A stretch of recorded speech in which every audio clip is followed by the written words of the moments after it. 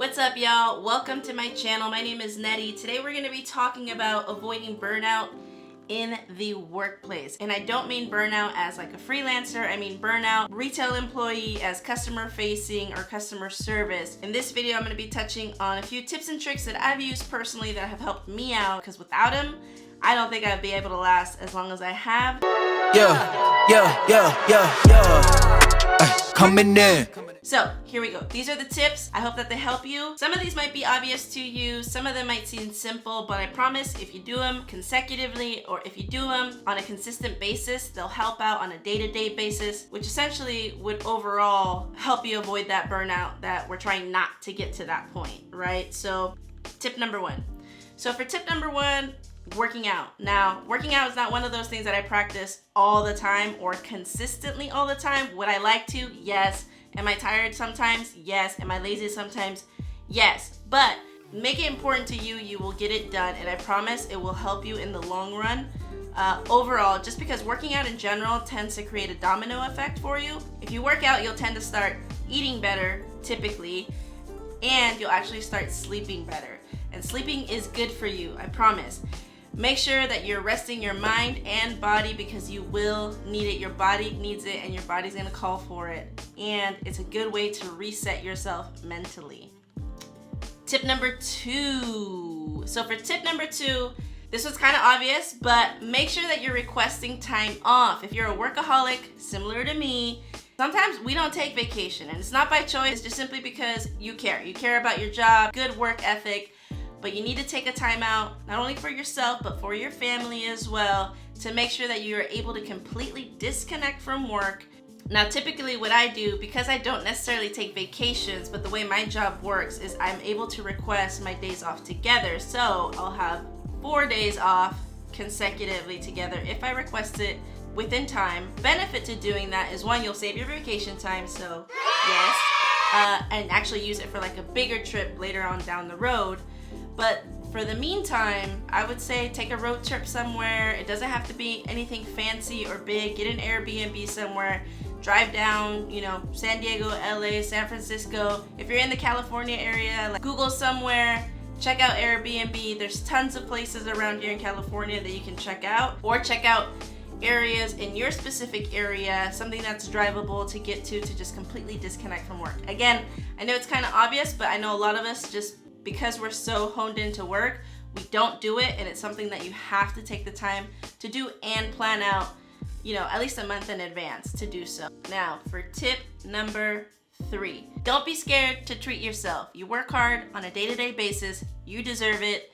Make an appointment for yourself, whether that's getting a massage, getting a haircut, mani-pedi, you name it, whatever makes you feel good, go do it. Or you have retail therapy. That one's a little scary though, because sometimes you can break the bank, and we're not trying to do that out here.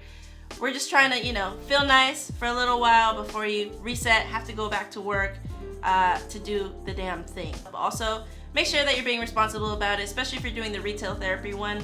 Don't break the bank. It's not necessary. 4. So for tip number 4, if you are retail and you are customer facing, maybe even over the phone, like over the phone customer care, that can sometimes affect you. Don't take it personal. People will come into your workplace and pop off on you because they're upset, they're going through something. You might not even know it, they might not even tell you. But take whatever they're saying like a grain of salt. Don't take it personal, and definitely don't bring that home. Whatever pops off at work, whatever hard times you had at work, make sure that you give yourself enough time once you get home to decompress. It's important that you yourself are not recycling that negative energy that other people are unfortunately giving you. Again, don't take it personal. Nowadays, you really don't know what people are going through. Stay positive no matter what, because trust me, staying positive, although I know it's hard, it goes a longer way. Whatever people pop off on you for, remember, it's not your fault. You simply just work there. Hey, I just work here. People be on some stuff, and you know what? The customer's not always right. I will tell you that. Customer's not always right, but that doesn't mean that customer should ruin your day. Tip number 5, and this one most recently has really impacted me in the most positive way, is being mindful of the type of content that you're intaking. So So during your downtime, what are you watching? What are you scrolling through? For me, during my downtime, and sometimes instead of listening to music, although music is it's a great decompressor, listening to podcasts. Listening to podcasts on my way to work, listening to things that make me feel better about myself. Listening to podcasts or audiobooks, again, for me, it's been self-development, self-help. Great decompressor and great way to get your mind right, to be able to reset. Trust me, if you're listening to that kind of content and you're actually taking it in, it helps out a lot. It helps out a lot to put things into perspective, help declutter my thoughts, and really hone in on like, okay, what's really not making me happy? Or why am I not feeling happy today? Or why don't I feel like going to work today? Sometimes it just kind of breaks it down for you without you even knowing. It's a matter of listening. So that's it. 5 tips for me.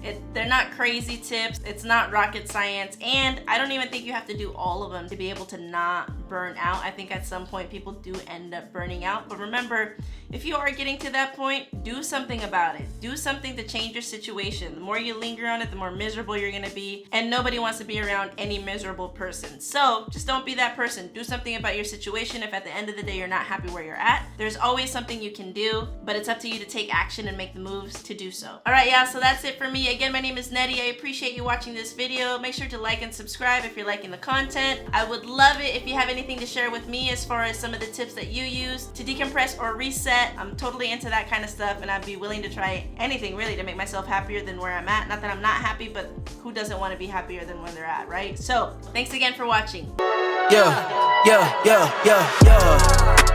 Coming in.